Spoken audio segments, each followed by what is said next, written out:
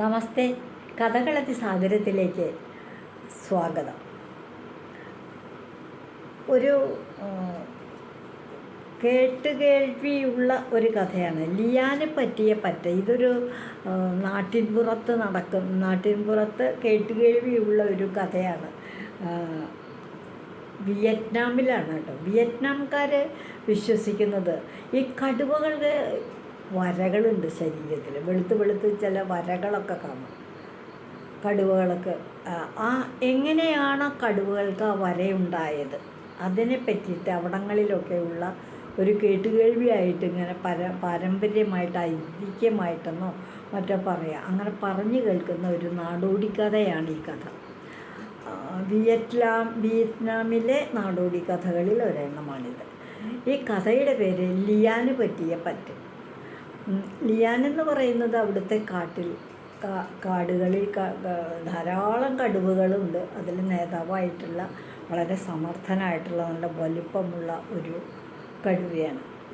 ആ കടുവയുടെ പേരാണ് ലിയാൻ എന്നുള്ളത്. ലിയാനെ കരുത്തനായ അവനെ കാണുമ്പോൾ തന്നെ മൃഗങ്ങളൊക്കെ ഓടി ഒളിക്കുക, അത്രയ്ക്ക് കരുത്തും ശക്തിയൊക്കെയുള്ള ഇതാണ്.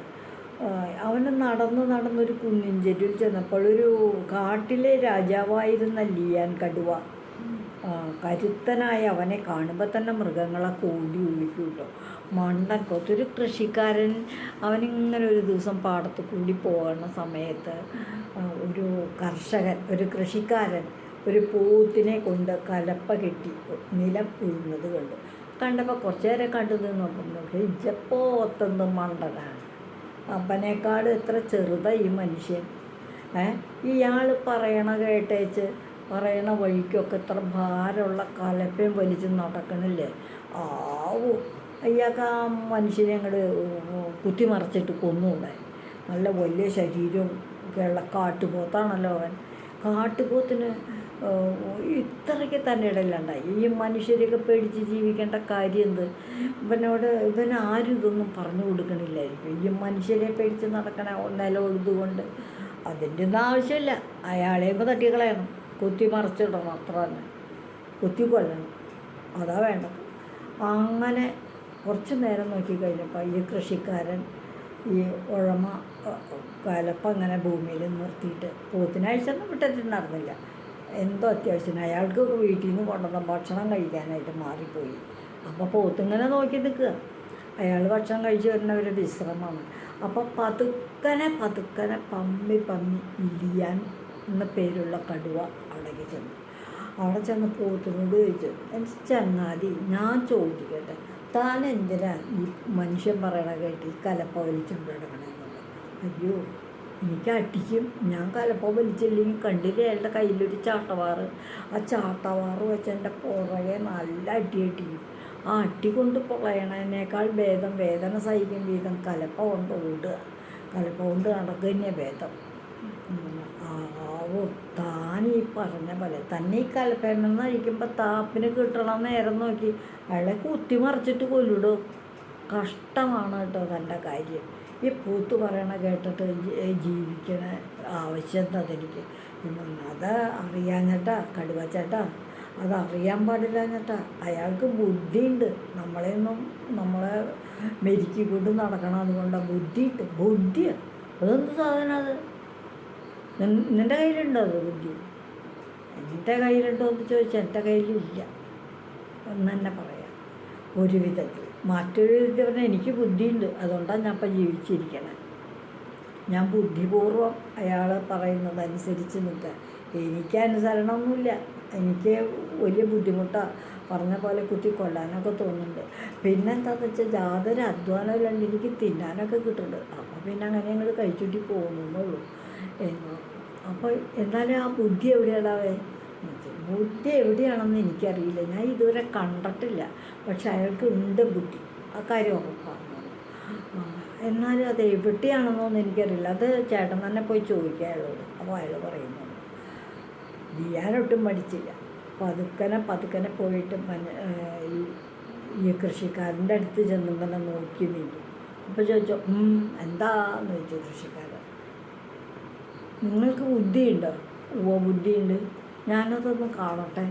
എനിക്ക് ആ ബുദ്ധി ഒന്ന് കാണിച്ചു തരാമോ എന്ന് ചോദിച്ചു. ബുദ്ധി കാണിച്ചു തരാമോ എന്ന് ചോദിച്ചാൽ കാണിച്ചു തരാം. എന്ന് എങ്ങനെ കാണിച്ചു തരാമെന്നേ.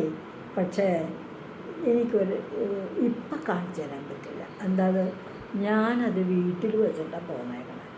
എന്നാൽ വേഗം പോയി വീട്ടിൽ പോയി എടുത്തുകൊണ്ട് പോവാം. അയ്യോ, എനിക്ക് വീട്ടിലേക്ക് പോകാനിപ്പം പറ്റില്ല.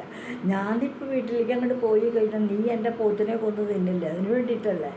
ഞാൻ തിന്നില്ല, ഉറപ്പാണ്. അങ്ങനെയൊന്നും എനിക്ക് ഈ കടുവ പറയണ ഉറപ്പൊന്നും എനിക്ക് വിശ്വസിക്കാൻ പറ്റില്ല. ഒരു കാര്യം ചെയ്യാം, ഞാൻ നിന്നെ അവിടെ പിടിച്ച് കെട്ടിയിടാം മരത്തിൽ. അപ്പം ഇപ്പം എനിക്ക് ധൈര്യമായിട്ട് പോവാം. നീ പോയി പോത്തിനെ പിടിച്ച് തിന്നില്ലല്ലോ.